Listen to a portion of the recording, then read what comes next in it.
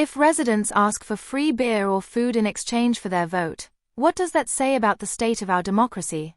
Welcome to 2230. Today, we unpack serious concerns raised by United Secretary-General Ravi Philemon, who claims GE2025 wasn't just a tough contest, it was one that was structurally rigged against the opposition. Philemon's revelations came just days after the PAP retained dominance in GE2025, and RDU failed to win any of the 4 constituencies it contested. But his Facebook post was not about sour grapes. It was a comprehensive takedown of how community initiatives, giveaways, and corporate alliances may have created an uneven playing field that left the opposition gasping for air. Let's start with Nay Soon GRC, a hotspot in this controversy. Before the writ of election was even issued, the DBS Foundation reportedly handed out free groceries to 1,700 residents. PAP heavyweight K. Shanmugam was featured at the event. And if that sounds like a pre-campaign boost, hold on, it was just the beginning.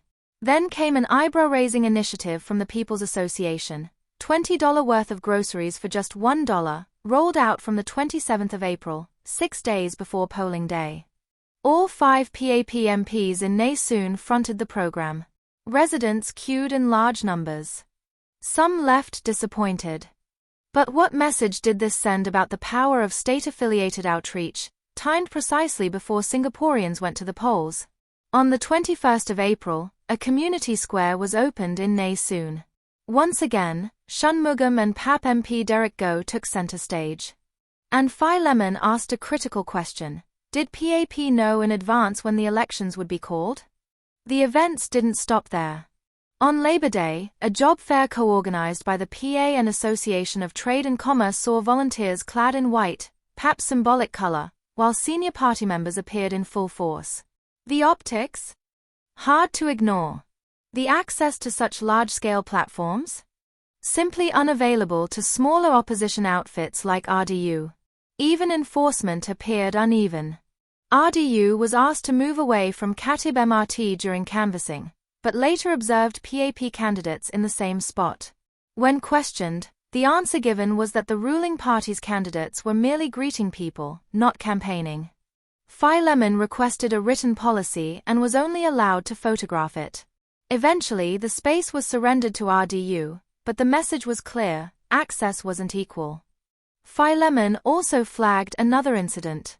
On the 1st of May, the final day of campaigning, he alleged that PAP volunteers placed campaign stickers on storefronts at a halal eatery. With limited time and resources, RDU couldn't immediately respond. Despite these challenges, RDU secured 26.19% in Nay Soon, its best showing in GE2025. Other constituencies saw between 19% and 23%. Not enough to win, but enough to raise questions about the environment they were competing in. Philemon concluded with an unflinching message: the system is rigged. He plans to lodge a formal complaint with the Elections Department and is calling on citizens who witnessed injustice to speak up. But here's the bigger question for all of us: are elections really free and fair when access, influence, and institutional support are so unevenly distributed? What's your take? Have you observed similar patterns? Should public-funded groups like the People's Association be neutral during election periods? Comment below and tell us what you think. Like this video if it opened your eyes. Share it if you believe in accountability.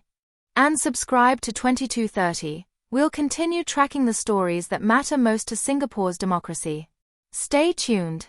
Because the fight for fairness isn't over. Not by a long shot.